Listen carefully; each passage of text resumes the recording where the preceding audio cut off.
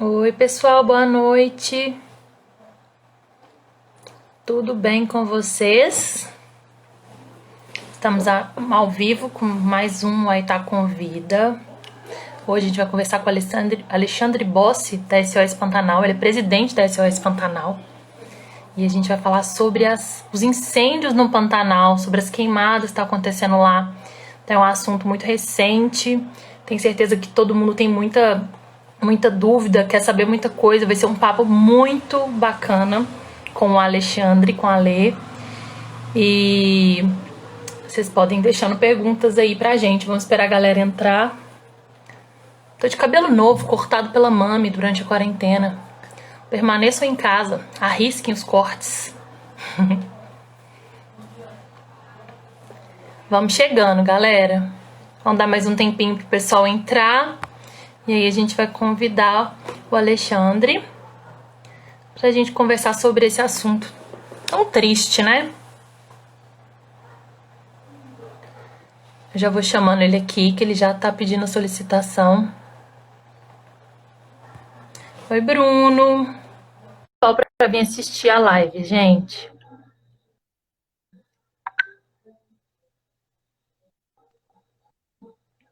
Olá, Oi, tudo bem? boa noite, tudo bem? Boa noite. Prazer ter Estamos aí. você aqui com a gente. Ah, Muito obrigada legal. por ter aceito o Obrigado pelo convite. convite. Que Imagina. isso, a gente que agradece. O Alexandre é presidente da SOS Pantanal. Hoje a gente vai falar um pouquinho sobre os incêndios, né? Que ainda é uma situação ainda bem preocupante aí no Pantanal, né, Ale? Eu vou falar Ale, É, porque eu escuto os meninos falando Ale, então eu já não vou conseguir nem falar seu nome. tá Alexandre, joia. gente.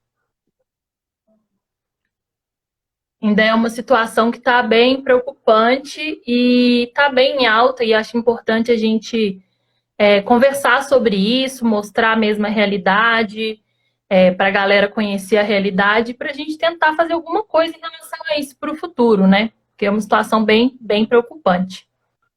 Sim. Eu vou Tá. começar me apresentando para a galera que não me conhece daí. Eu sou a Fê, eu sou presidente do AITá.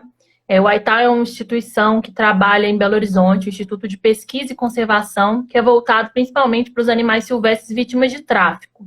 Então, a gente presta apoio ao CETAS de Belo Horizonte, que é o Centro de Triagem de Animais Silvestres, reabilitamos os animais, devolvemos esses animais para a natureza, fazemos trabalhos de pesquisa com esses animais que voltam para a natureza. Então, é um trabalho bem bacana que a gente desenvolve aqui. Conta um pouquinho de você primeiro, Alexandre. Tá. É, na verdade, eu tô em São Paulo, tá? Eu não tô no Pantanal, não. Eu passei o começo da quarentena, da pandemia no Pantanal, mas eu estou aqui de volta desde julho. Mas, bom, minha carreira é toda no mercado financeiro, e o envolvimento com o Pantanal vem de bastante jovem, quando eu comecei a ir pescar com meu pai lá. Mas em 2009, 2010, por aí eu decidi comprar alguma área no Pantanal. Eu passei talvez uns 2 anos conhecendo o Pantanal inteiro, visitando vários diferentes lugares lá, né? O Pantanal é dividido em 11 pantanais diferentes. E aí a gente decidiu comprar ali uma área no Rio Negro, um Pantanal bastante bonito. E nessa mesma época eu acabei conhecendo o Roberto Clabin, que foi quem fundou a SOS Pantanal, e o Mário Haberfeld, que também fundou o On Safari. E acabei me envolvendo com os projetos de conservação, tanto da onça pintada quanto do bioma, né?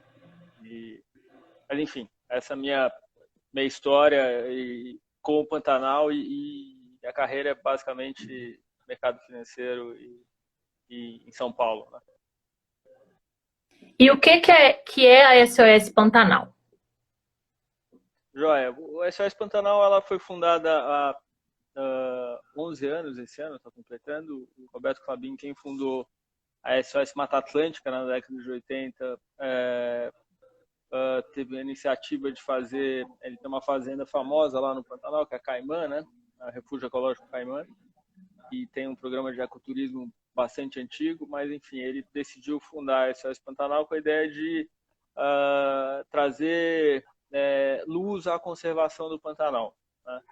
E o que a gente faz hoje, né, eu fui conselheiro da SOS durante 2 anos, a convite dele, e também a convite dele no final de 2018 fui convidado para ser o presidente. Desde o começo de 2019 eu sou o atual presidente, com a missão de basicamente 2 coisas que a gente faz. A primeira delas é a gente usa mais ou menos 30% do nosso orçamento na divulgação. A gente procura divulgar tanto as ameaças, quanto a parte econômica, quanto a parte de belezas, né? A parte de ecoturismo do Pantanal. Então, via mídia social, via jornalistas, a gente procura, como agora eu estou fazendo com você aqui, contar um pouco sobre os incêndios, mas a gente faz ao longo do ano várias iniciativas para contar para o brasileiro, né, esse é o primeiro ponto, o que é o Pantanal. Muito pouca gente conhece, na verdade, o Pantanal, que é a maior planície alagável do planeta, mas poucos brasileiros vão para lá, na verdade. Então a gente procura divulgar o que é o Pantanal, né, como é que funciona o regime das águas, etc. E também mostrar as ameaças que a gente tem hoje, basicamente. Os outros 70% do orçamento a gente usa para advocacy. O que é isso? A gente procura pegar todas essas informações, tanto de ameaças quanto belezas e as coisas econômicas que nós temos, né?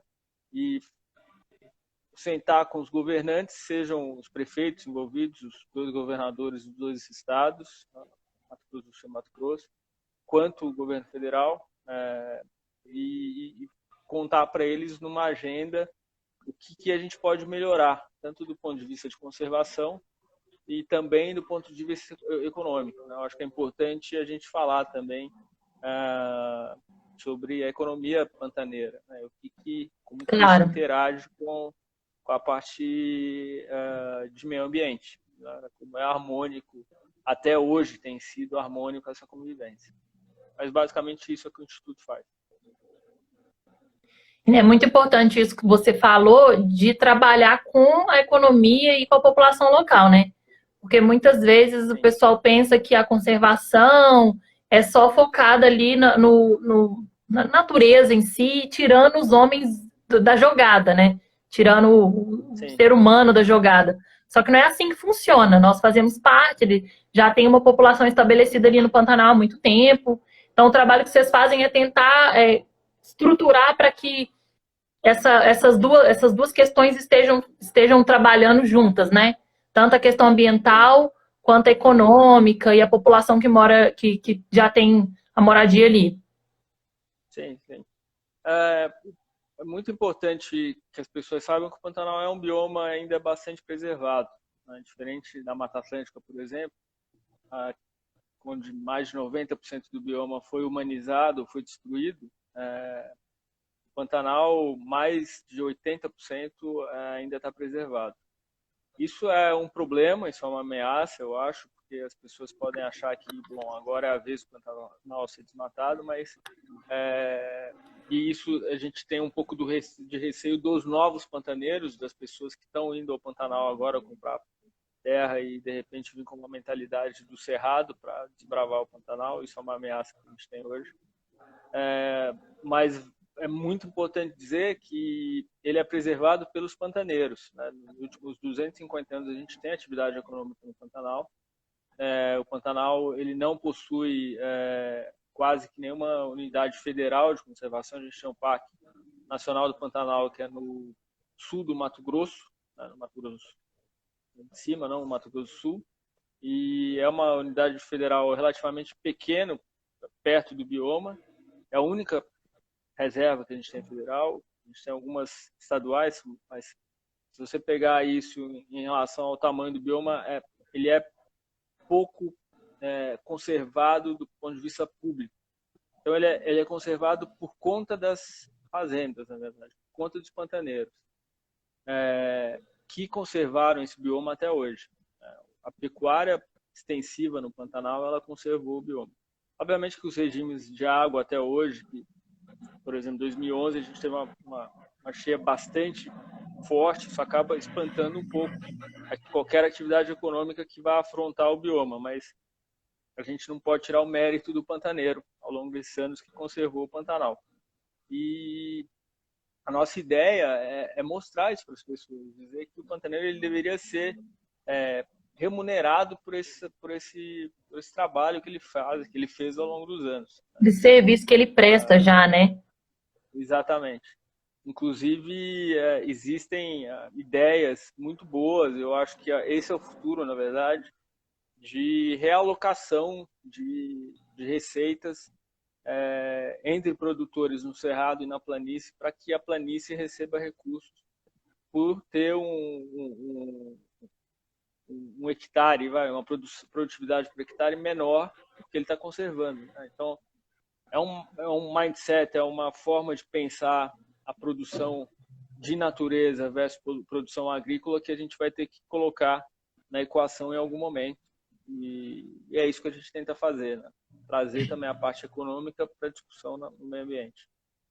Sim, não, muito, muito importante, muito relevante esse trabalho e realmente precisa ser feito, e acho que em todos os biomas, né? Igual você falou, no Pantanal a maior parte são propriedades particulares e o bioma conseguiu ainda estar mais preservado. E isso Até tem que ser hoje, reconhecido sim. antes que... O que é? Até hoje ele conseguiu ser preservado. Eu acho que tem algumas características que levaram a essa conservação, mas a gente tem que o esforço é continuar daqui para frente, apesar das ameaças. E eu acho que colocar alguma coisa econômica na equação pode ajudar bastante.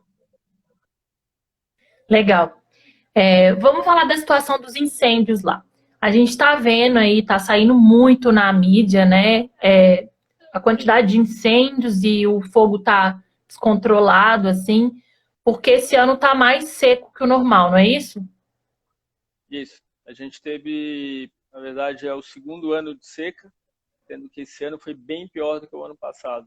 Então, na verdade, é uma discussão bastante profunda. Eu tenho participado de algumas conversas sobre o assunto. Eu acho que é importante a gente tocar que existem estudos mencionando essas secas mais prolongadas e mais fortes que vão acontecer e que já tinham estudos alertando sobre essa possibilidade, né, no Pantanal. Então, no Pantanal a gente tem um regime pluviométrico bastante baixo, né? Então por ano a gente tem um registro aí de 1.200 a 1.500 milímetros por ano de chuva, um regime de seca e de cheias bem definido. Então a gente tem uma cheia que vai de novembro, dezembro até março, por aí, e uma seca que vai de abril, maio até outubro.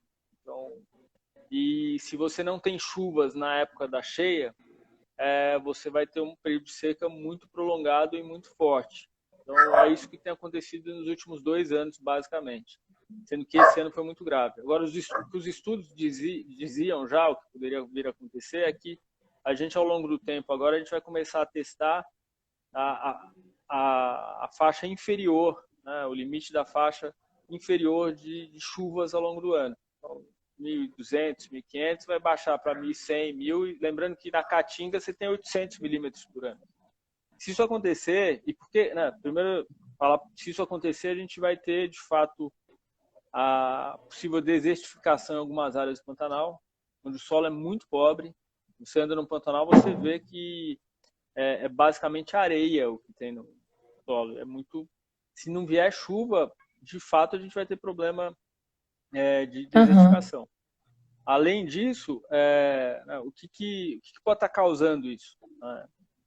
E aí é um problema que no Sudeste a gente já sente também, que é um pouco de falta de chuva por conta do desmatamento no sul da Amazônia. Então, a chuva que vem no Pantanal, essa umidade, vem do sul, mas é influenciada também pelo regime de água que vem da Amazônia. Então, a gente pode experimentar ao longo dos próximos anos, por conta, né, desse desmatamento. Tá. E o que eu acho que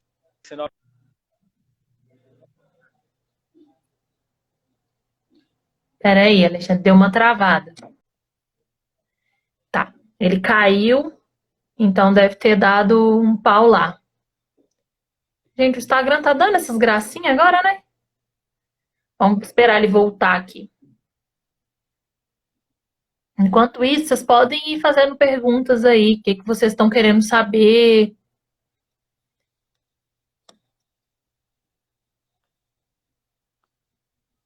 Pra gente perguntar pra galera. Pro Alê. Pronto.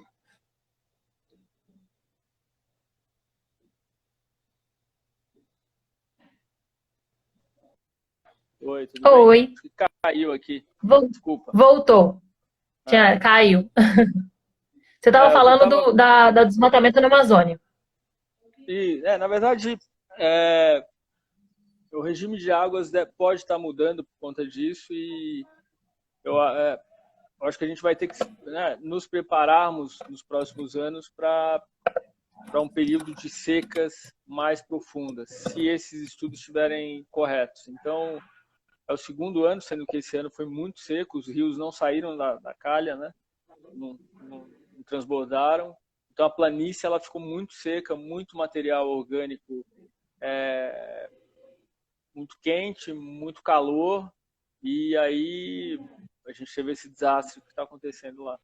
Lembrando que eu li muita coisa essa semana que as coisas tinham melhorado. Olha, melhorou uma semana que passou a frente fria, choveu muito pouco e já está situação horrível de novo. Está super seco, está muito ruim. Vocês estão tendo, o Pantanal, né? Tá tendo problema até com a navegação nos rios, né? De tão baixo que tá o volume de água, né? Sim, em alguns rios sim, exatamente. Lembrando que a gente tem ainda mais um mês e meio de seca. A transmissão De tá boa para estação você? seca, né? Acho que eu tenho que mudar aqui. Tá Como é que boa. tá? Tá boa agora? Melhorou? Tá, agora melhorou.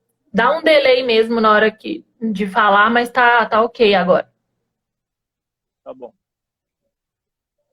E pior é isso que você comentou, né? Que a previsão é de que esses índices de seca, eles continuam aumentando, né? Então, quando a gente olha assim, os estudos falam que provavelmente vai continuar aumentando, que não é uma previsão de melhora para os anos seguintes. Esse já é o segundo ano mais seco, e em relação ao ano passado a diferença é muito grande, e consequentemente é o segundo ano também com mais incêndio, né? Qual que é a situação agora de Sim. incêndios lá? O que já foi queimado? O Pantanal ele teve mais de 10% do bioma queimado nesse ano, somente nesse ano. A gente está tendo focos de novo agora, e o problema é que a gente tem uma situação que é muito ruim, é muito quente, né? De fato, você tem temperaturas mais de 40 graus, você tem um vento muito forte, e nessa época ele costuma vir do norte, a gente brinca que é um vento norte quente, e encontra um solo muito seco, né? Então, e uma vegetação muito seca. Então, infelizmente as pessoas, o fogo, ele se colocado na época correta no Pantanal, que no começo da seca, ali em abril, máximo maio, e no começo das chuvas, quando começar de fato as chuvas, você pode baixar a matéria orgânica e você prepara as propriedades para catástrofes, né? Agora, colocar o fogo nessa época é um crime, é uma barbaridade. E inclusive tem um decreto do governo federal dizendo que é proibido, na verdade. Então a gente não deveria, esses incêndios que a gente está vendo agora, eles são de fato de origem humana, e por conta do decreto eles são criminosos. Eles não deveriam estar ocorrendo Então nessa época do ano. Tem um período que é permitido e importante esse manejo do fogo controlado, né, no Pantanal, que é super Sem dúvida. importante porque ele reduz essa matéria orgânica que fica ali e que serve de combustível se você não queimar. Mas se queimar aquilo fora de época, como agora, que você falou que não está nessa época, né? Isso pode gerar vários problemas, que é o que está acontecendo agora no Pantanal. Sem dúvida. Pô, eu tenho fazenda no Pantanal, a gente tem vizinhos, somos, né, criamos gado, e a gente procura conversar com o outro, a gente sabe quais os lugares que estão com muita matéria orgânica, a gente se prepara para o período, ainda mais sabendo que não teve uma cheia volumosa, né? A gente fala, esse ano vai ser complicado, vai ser difícil. Então, a gente sabe disso, mas quem botou fogo? Fulano botou fogo. Pô, mas por quê? Você sabe que não pode. Então, esse tipo de problemática, ela é presente nas fazendas nessa época do ano. Eu gosto de dizer muito o seguinte, o Instituto SOS Pantanal, ele não é radical naquele sentido de, não, fogo, não, não é isso. A gente só acha que tem horas corretas de fazer o manejo do fogo. Claro! Essa época não é época de você brincar com fogo. Você pode, o ano passado, por exemplo, a gente teve um fogo enorme no Mato Grosso do Sul, que destruiu muita coisa, muita fazenda importante. Esse ano está sendo Mato Grosso, né, Mato Grosso do Norte. E, inclusive, a gente não pode misturar isso com reservas, né? O pessoal fala, não, é a RPPN que está causando fogo. Gente, não tem, o fogo, ele não, essa época do ano, ele não nasce espontâneo. Alguém tem que ir lá e riscar o fogo. Alguém Isso tem colocou, que né? ficar bem claro na cabeça das pessoas. E tem áreas que, de fato, se o fogo pegar, com o vento forte, com o calor que está, ninguém segura. Você tem que proteger a sede, Sim. você vai ter prejuízo, você vai perder cercas, você vai perder, às vezes, gado, e você perde, com certeza, o pasto. E nessa época, por conta do solo ser muito pobre, e tá seco, você perde aí 1 mês, 2 meses de alimentação boa do gado. O gado vai ficar, você vai perder a produtividade do seu rebanho. Então, é importante ressaltar isso, tá? A Helena fez uma pergunta para cima, que é sobre os prejuízos com a fauna, mas antes da gente chegar a isso, eu acho muito importante o que você falou em relação ao prejuízo para a população. A perda para os pantaneiros ali, para os criadores de gado, é muito grande também. Existe um prejuízo econômico muito grande por causa devido a esse fogo indevido, né, na hora errada e tal. E aí a Dani fez uma pergunta que eu ia Obviamente fazer, que. inclusive. É, Você tá. pode falar? Não, obviamente Pode falar. que você tem o fogo que não é. O sujeito tá passando de carro, joga uma bituca de cigarro, e isso vira um fogo. Ele foi acampar, deixou a brasa da noite anterior meio acesa, e por conta do fogo ou do vento que começa forte às 11, 10 e meia da manhã, esse fogo pegou. Então, e você tem, de fato, o cara que quer limpar uma pequena parte do pasto, nessa época, acaba perdendo o controle do fogo. Você tem, mas essa época tem que tomar cuidado, sabe? A gente não teve cheia no Pantanal, a gente está tudo muito seco, muito esturricado, então fica complicado. Isso não tem nada a ver, né, a gente escutou muita gente dizendo que é por conta da criação de reservas no Pantanal, das RPPNs. Isso não tem nada a ver uma coisa com a outra, né? Isso que eu queria deixar claro, e não é uma posição xiita nem radical. Isso é resultado simplesmente de 2 secas seguidas, e desse ano está muito seco, né? E Mato Grosso, no sul do Uhum. Mato Grosso, esse ano não choveu. A gente tem amigos que moram lá, eles já estavam preocupados com isso 4 meses atrás, né? Então, o que deveríamos ter pensado era um treinamento mais efetivo, né, para fazermos aceros, para nos prepararmos, e não e ficar atentos com a questão de, né, bituca de cigarro, de fumar, de braseiro, essas coisas que, de fato, nessa época podem causar um desastre. E estão causando, né? Estão causando. Então, a pergunta da Dani é exatamente sobre isso.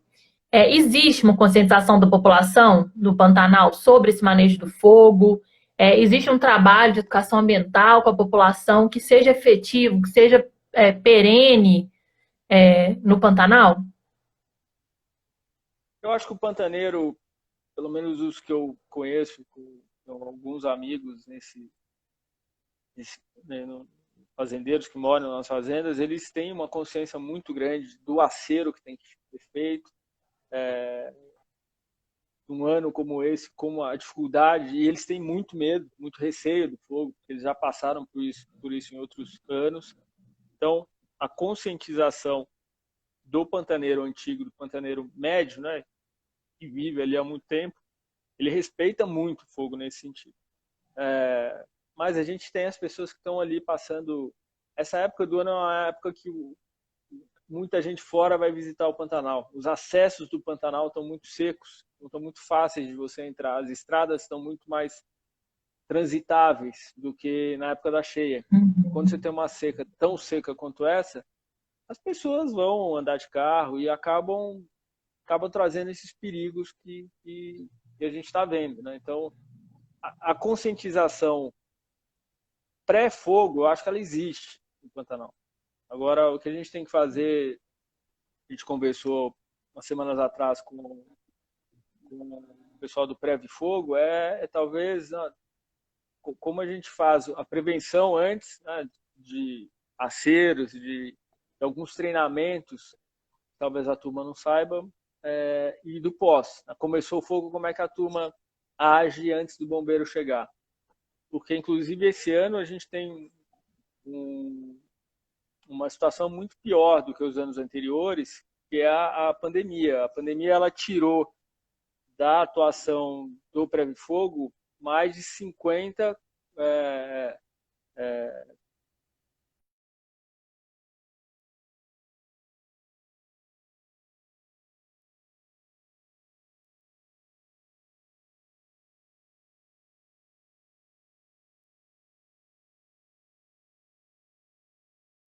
Se ele volta, aproveitar. escutando? Oi, voltou. Tá escutando ou não? Tô, agora Para mim tô. estava normal, mas você escutou tudo que eu falei? Não, escutei Não? nada, travou tudo. Tá.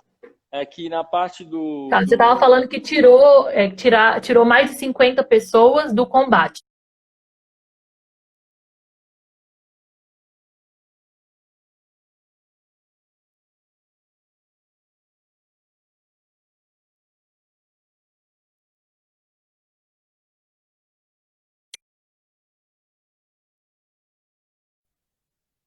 Caiu de novo?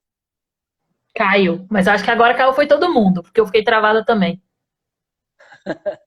O Instagram tá nessas É, gracinhas agora. você quer que eu mude o roteador aqui ou não? Acho que eu consigo. Pode tentar. Vou tentar aqui. Mas deixa eu ver se vai aqui rapidinho.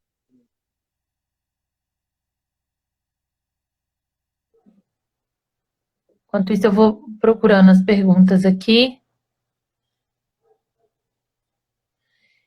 A Gabi tá comentando que muita gente acaba usando o fogo para queimar lixo. Isso é muito comum. Muito comum. Arara, juba. Arara, juba, mel. Arara, juba, mel com pequi. Tá comentando.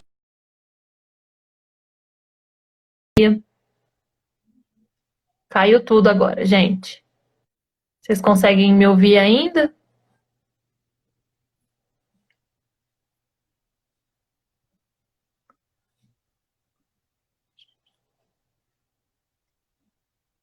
Bioface está perguntando qual o impacto das queimadas para a fauna. Nós vamos responder isso.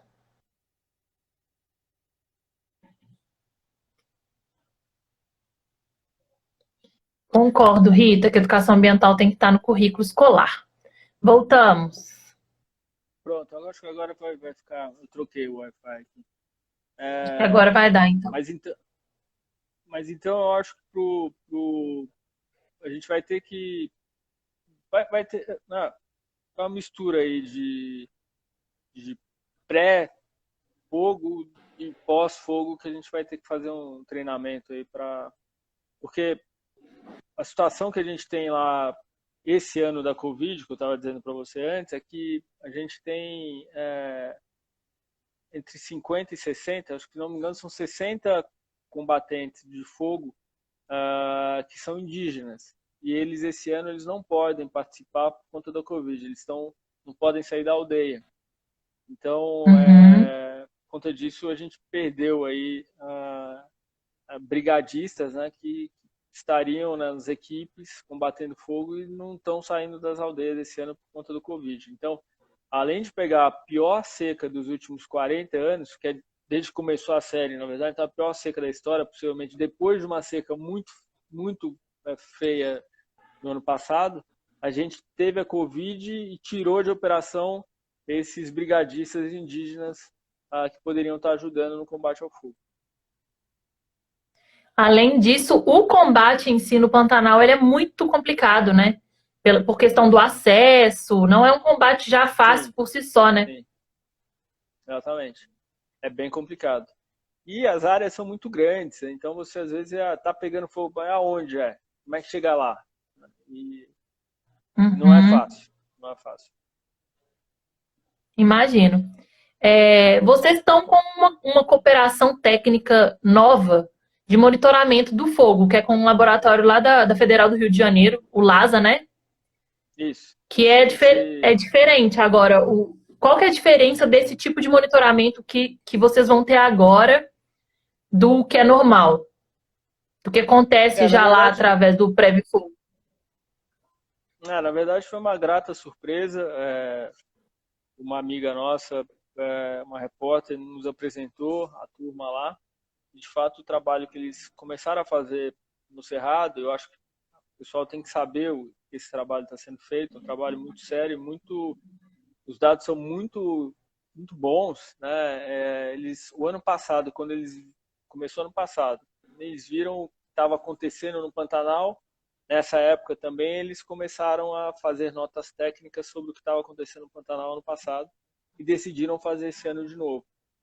E na verdade é um trabalho que eles veem como uma acurácia muito boa. Qual a área que foi tá sendo queimada, mas o pós também, qual a área exata que foi queimada.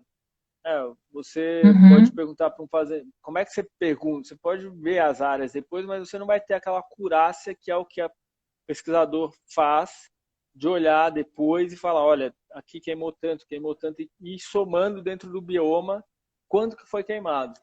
Então, o número exato que a gente tem hoje, que é a última nota técnica que eles escreveram, é um número assustador, é um número de mais de 10 vezes a cidade de São Paulo. Então, queimados num bioma do tamanho do Pantanal, que não é um bioma grande. Então, a gente tem mais de 10% do Pantanal queimados em 2 meses. Assim, é muita coisa. 2 meses. Muita coisa. Então, por isso que a gente viu Corumbá até uma semana atrás. Você via as fotos de Corumbá, parecia aquelas cidades chinesas até 3 anos atrás, que as pessoas não conseguiam enxergar 20 metros de distância. Então, tinham que usar máscara não só pela Covid, mas também por conta da fumaça que estava insuportável.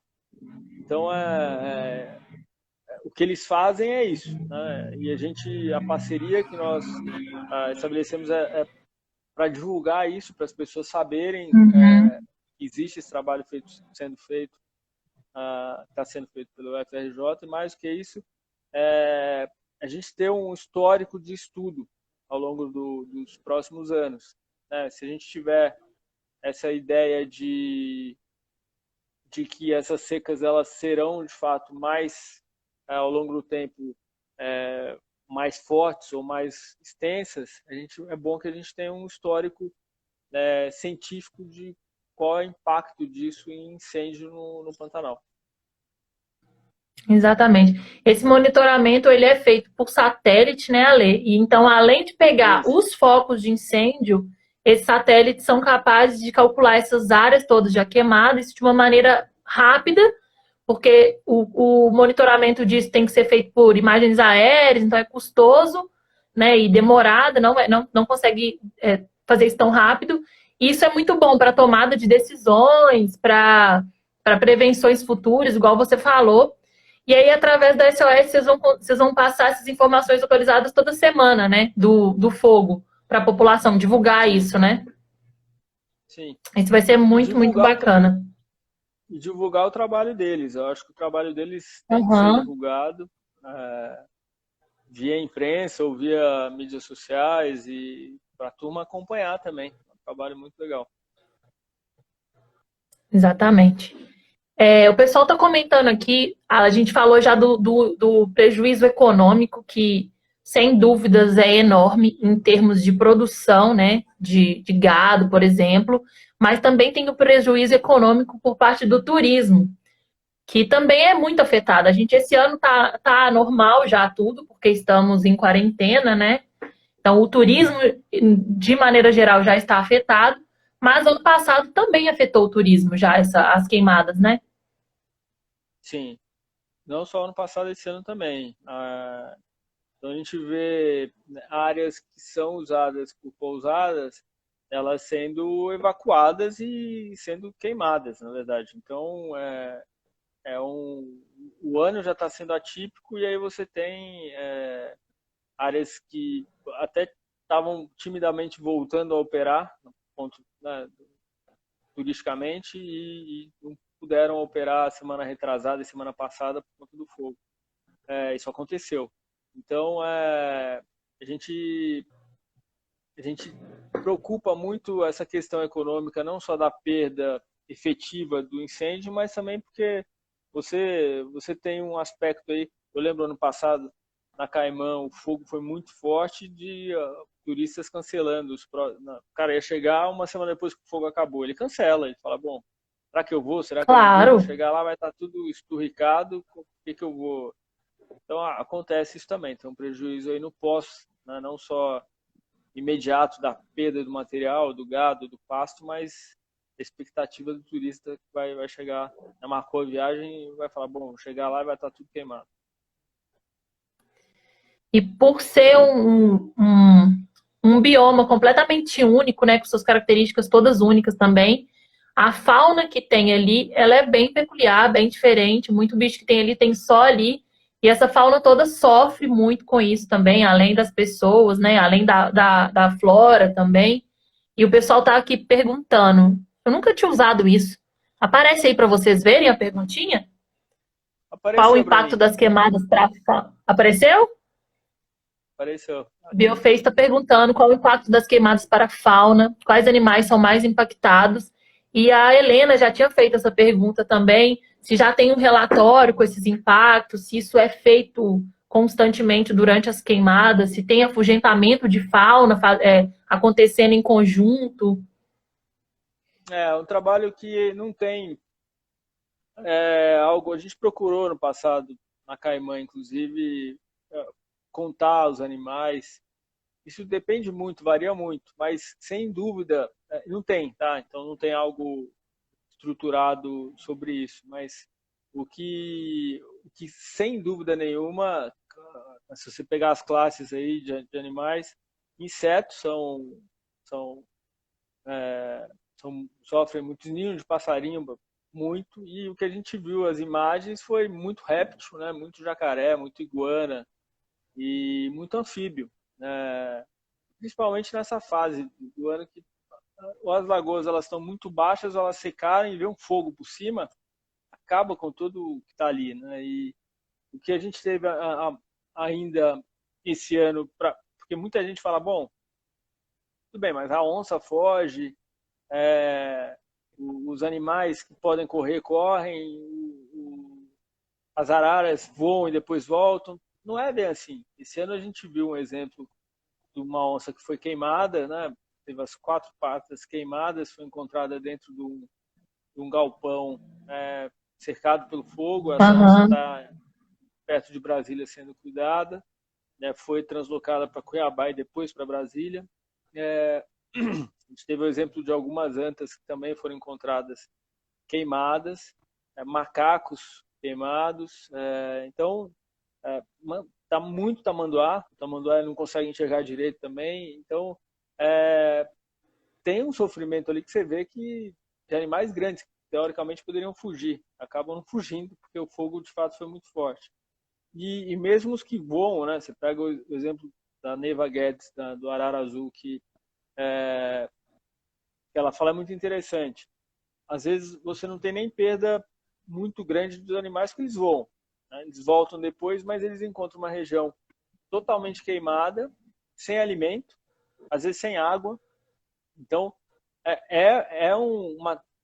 um trauma, né, para os animais, que os mesmos que sobrevivem. Né? Eles vão encontrar uma área Aham. totalmente diferente e vão ter que esperar a chuva chegar, que só vai chegar de fato daqui 1 mês e meio, 2 meses. Se chegar, bem, né? A gente torce para que chegue Ou em seja, novembro. eles não vão conseguir ficar ali de qualquer modo, né?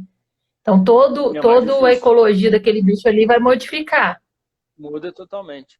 Competição por alimento e por água, ela é totalmente diferente um lugar que foi queimado e um lugar que não foi queimado.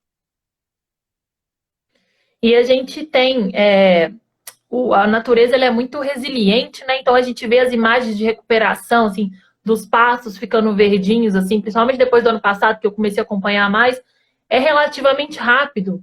E isso dá uma falsa sensação que tá tudo bem, né?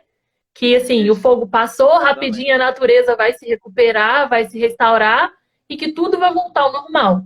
Mas já no ano passado, o que se falava era que os prejuízos e o que aconteceu lá em termos de fauna, prejuízo para a fauna e flora, para o bioma como um todo, não era uma coisa que ia conseguir ser mensurada tão rápido, que a gente ia conseguir ver isso durante os anos, né?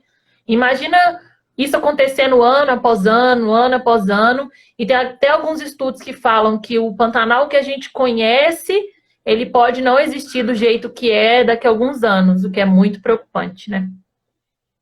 Ah, sem dúvida. E a gente perde a referência, né? Eu acho que a tristeza maior é essa, porque você pode ir para um pedaço de Mata Atlântica aqui e achar uma maravilha aquele pedaço de Mata Atlântica, mas uma pessoa que visitou aquele mesmo local 50 anos atrás, ele pode olhar e falar, gente, o que aconteceu aqui? Então, Não tem mais nada. a perda, a perda de referência entre gerações faz com que a gente perca, né, a gente vai perder ali ao longo do tempo o que de fato foi aquele lugar, o que era a natureza. Então a gente acaba perdendo, gerações acabam perdendo até a referência do que preservar, né? Então isso é um risco muito grande. Se a gente tiver secas seguidas muito grandes e incêndios muito fortes, a gente pode ter né, ao longo do tempo um prejuízo para a natureza que a gente não vai poder nem saber o que a gente perdeu ao longo do tempo. É muito triste. E quais são as ações de combate ao fogo que estão acontecendo agora no Pantanal? Porque eu vi que teve uma mobilização assim nacional, né? Então, federal, todo mundo se mobilizando para tentar ajudar o Pantanal. O que está sendo feito lá agora? A situação lá continua preocupante, né? Como você falou, apesar de Continua. de ter tido uma A gente semaninha teve, de. a gente teve ali em Corumbá, na Serra do Molar, um efetivo bastante relevante do governo federal, do Ministério do Meio Ambiente, que levou para lá aeronaves, levou bombeiros e conseguiram ajudar muito no combate ao fogo. Então, hoje isso diminuiu, até porque a gente teve semana passada, acho que está frio para todo mundo está sentindo esse frio agora, mas a gente teve na semana passada a entrada de uma frente fria que, né, ela trouxe chuva pro Mato Grosso do Sul e choveu bastante até em Aquidauana, Miranda e um pouco em Corumbá, né, aliviou muito, mas não chegou a chover no sul do Mato Grosso. Então, o que a gente tem agora, passados 4 dias né, que já passou essa onda de frio, pelo menos lá no Pantanal, você tem a volta do mesmo sistema que a gente estava antes. Como a chuva não é a chuva efetiva, não é a volta da época de chuva, você tem essa problemática do fogo de novo. Então o vento já está sendo norte de novo, as temperaturas já estão ficando muito altas e o efetivo que deveria ficar lá, porque nós estamos em situação de emergência até as chuvas de fato chegarem em novembro, já não estão mais lá. Então, a gente... E eu sou um pouco cético em relação a isso, né? Eu acho que, dependendo do fogo que tiver, é muito difícil você controlar. Você pode contornar a sede, se querer salvar alguma coisa, mas nas imagens que a gente viu, principalmente ali do sul do Mato Grosso, não tem gente que consiga controlar aquele tipo de fogo. Infelizmente é só a chuva. Exatamente. E mesmo assim tem os guerreiros, que são os verdadeiros heróis, né, que estão lá combatendo diariamente esse fogo, tentando de todo jeito combater esse fogo. Mas igual você falou, é muita coisa, gente, é muita, muita coisa mesmo. Eu fiz curso de brigadista de incêndio, não combati nenhum incêndio efetivamente, mas fiz o curso. E aí a gente colocou um fogo num lugarzinho super pequeno para treinar, né, para fazer o treinamento. E eu fiquei assim, já chocada, porque é muito quente, muita fumaça, você não consegue ver direito, é super perigoso. É muito perigoso combater incêndio, principalmente no Pantanal, que eu estava lendo uma reportagem por causa do solo, o solo mesmo, por ter bastante matéria orgânica. Então ele pode estar sem fogo aqui, mas o fogo está queimando por baixo e você cair naquele lugar ali que está com fogo ainda, fogo subterrâneo, né? Então é bem perigoso esse combate. Tem a galera lá combatendo esse fogo. Sim, sim, sem dúvida. Ale, vocês estão pensando em fazer a expedição Pantanal esse ano com essa temática, né? Voltada para os Em incêndios. 2021, na verdade. É, É? isso. Porque a ideia Dá um é... spoiler aí pra gente. Esse Pantanal a gente faz essa... Foi feita a expedição há 10 anos atrás, e o ano passado os meninos fizeram de novo. E foi muito boa, eu acho que trouxe uma divulgação muito interessante para os envolvidos, né? Todos os lugares que a gente visitou e todo o conteúdo que foi gerado. Eu acho que a gente pode, o ano que vem, fazer a mesma coisa com convidados e trazer essa ideia de conscientização do fogo, né? E trazer, talvez, o pessoal que vá treinar onde a gente passar equipes de prevenção a fogo. Então, a ideia é, de fato, como isso pode ser uma problemática futura recorrente para o Pantanal, que é a falta de chuva, secas mais longas e perigo de incêndio mais forte, a gente pode ter que fazer isso, ou seja, treinar mais as pessoas. Acho que faz mais sentido nas próximas expedições também. Sim, com certeza. É, como eu falei, eu já fiz o curso de brigadista e fiz em Diamantina, que é o interior de Minas Gerais. E esse curso foi feito, eu fui convidada porque eu era de um grupo de espeleologia, mas ele foi feito voltado mais para a população do parque. Então, a população que morava ali dentro dessa área, que era a que mais sofria com os incêndios em todas as épocas de seca. E, quer dizer, o parque sofria, né? E, na verdade, quem que colocava esse fogo, quem causava esses incêndios, era a própria galera que morava ali dentro daquele parque, porque ainda era o parque que estava meio irregular, a galera ainda morava ali dentro, e eles tinham uma rixa muito grande com o Instituto Estadual de Florestas, né, com o IF aqui de Minas. Então, por raiva, até eles botavam fogo para, assim, né, peitar o pessoal. E aí, depois dessa ação de capacitação dessas pessoas para se tornarem brigadistas, teve uma mudança muito grande na mentalidade das pessoas, que se tornaram mais conscientes e se sentiram mais importantes, assim. Nossa, agora eu faço parte disso, e melhorou a questão do fogo lá. Porque eles, além de controlar o fogo deles e de cuidar do fogo deles, eles ainda cuidavam do fogo do vizinho, chamava a atenção do vizinho. Eles ficaram meio que se sentindo guardiões do lugar. Meio não, né? Eles são, né? Responsáveis por aquele lugar. Então, eu acho que essa ideia da expedição Pantanal de 2021 é fantástica e fundamental para a gente tentar reverter a situação para os próximos anos. Porque a previsão para os próximos anos não está muito boa, né? Tá, tipo, só ladeira Não, abaixo, se a gente continuar desse mesmo jeito. não. Eu tomara que a gente tenha anos de cheias extraordinárias, que é normal, mas possivelmente a nova normal vão ser de secas mais severas e mais longas, com cheias com menos água, né? Menos chuva. Já tem ações sendo previstas para esse ano ainda? A gente ainda tem mais 2 meses aí que você falou de seca, né? Sim, não, não tem. Na Como é que está verdade, não sendo tem. estruturado isso tudo? Não tem. Infelizmente, eu acho que não tem muito o que fazer. Eu converso com algumas regiões, as regiões estão preocupadas, as que não queimaram, né? E os vizinhos se conversam, tentam se proteger. Isso é muito interessante no Pantanal. A gente está sempre conversando entre nós vizinhos, e tentando identificar quais os riscos aí que podem acontecer nas regiões. Hoje a gente tem algo que é muito interessante, que são os aplicativos de previsão de tempo, de vento, então de temperatura. Então a gente sabe, né, mapear isso. Olha, o vento está daqui, o vento está dali, né, quais os riscos que podem ter, qual o foco de incêndio que pode trazer para a região. Então isso é muito bom, isso ajuda muito. O que não ajuda de fato é que está muito seco. Esse ano não choveu nada, então acho que a gente tem ainda mais 1 ou 2 meses de risco alto de mais incêndios, focos grandes de incêndios no Pantanal.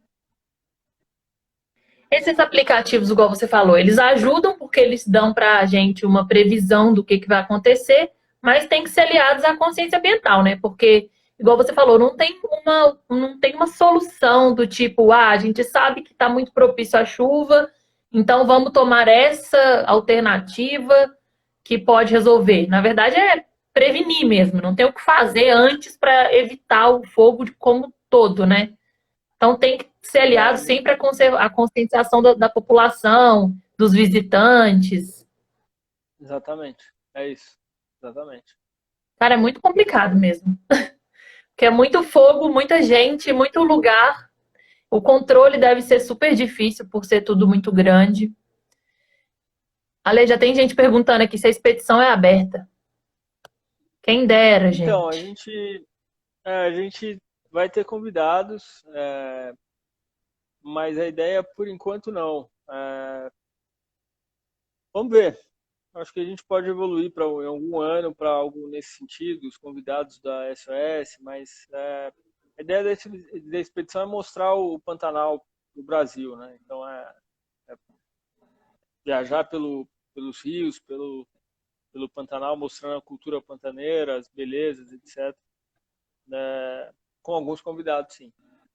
Mas Pode aberta convidar não. o Aitá. Tá bom. Pode convidar o Aitá. A gente faz um ótimo trabalho de educação ambiental em parceria. Tô brincando. Combinado. O projeto Nogueira está falando que enquanto as autoridades não punirem com rigor todos os que realizam desmatamentos, queimadas, nunca teremos resultados satisfatórios no país. E tá aí uma questão muito importante, né, gente? Sem fiscalização, sem punição, a gente vai querer o quê? Né?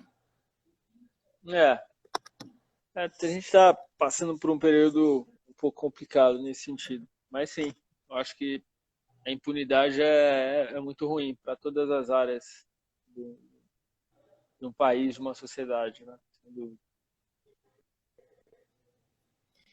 Deixa eu ver o que mais que as pessoas estão falando. Diz que denúncia. E a Ararajuba falou que educação ambiental existe, a informação está posta, o que precisa é de uma ação mais efetiva da população com os governantes. Tem que criar canais de denúncia, etc. Eu acho que a educação ambiental ainda é muito pouca, gente. Não acredito que exista, assim, efetivo, não. Em nenhum dos biomas. A gente não conseguiu, em nenhum dos biomas, atingir realmente a população que está ali e conscientizar e mostrar a importância. A gente não conseguiu entender que dá para fazer a questão do desenvolvimento sustentável, né? Que é realmente os 3 pilares, economia, população, meio ambiente, a gente não conseguiu fazer isso ainda não. Eu acredito, pelo menos desse jeito, né? Que a gente tem muito que trabalhar ainda em relação à educação ambiental. Infelizmente tem. Eu acho que a gente acredita que a água que chega limpa na nossa torneira, é, a água que nasce numa nascente, ela vai nascer sempre se a gente não preservar o entorno da nascente, ou não, infelizmente essa educação a gente não tem e, e a gente tem que trabalhar muito nisso. Senão a gente vai perder muita coisa. A gente já está perdendo, na verdade, que a natureza também não é eterna se a gente não cuidar dela, não. Nossa, não mesmo. Tem que envolver a população, o povo tem que sentir parte do combate. Com certeza, eles têm que sentir parte do combate, parte da natureza, parte daquilo, entender, inclusive, os problemas econômicos que aquilo vai trazer para ele mesmo, né? Então, assim, tem que ser um Sim. trabalho bem amplo.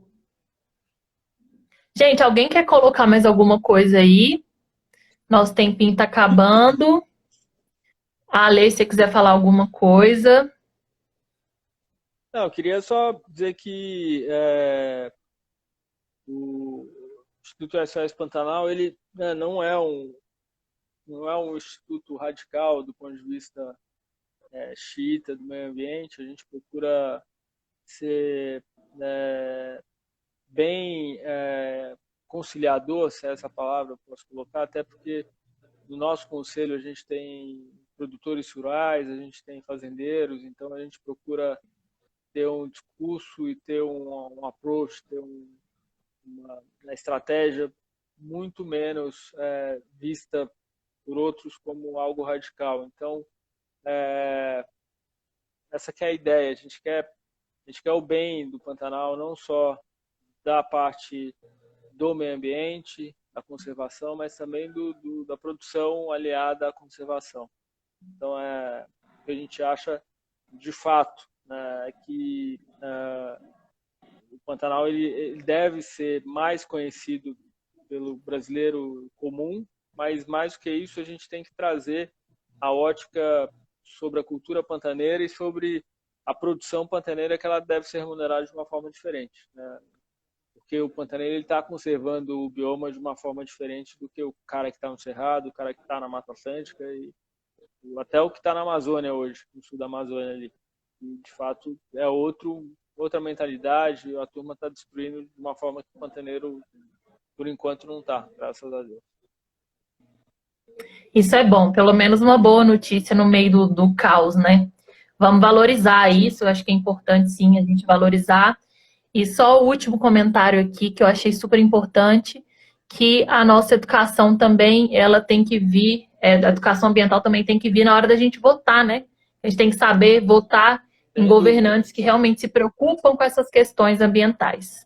Não é só cobrar depois e na hora de votar nem pensar nisso, Sem dúvida. né? A pauta ambiental tem que entrar na esfera no voto, senão não vai ter jeito. Com certeza. Ale, muito obrigada, foi ótimo. Nós vamos deixar a live salva, podem divulgar lá para o pessoal assistir. Foi ótimo conversar com você hoje. Espero que o pessoal tenha gostado. E é isso. Tá bom, obrigado pelo convite, foi um prazer. Prazer é todo nosso. Valeu, galera. Semana que vem tem mais. Até a próxima. Tchau, Ale. Tchau, tchau.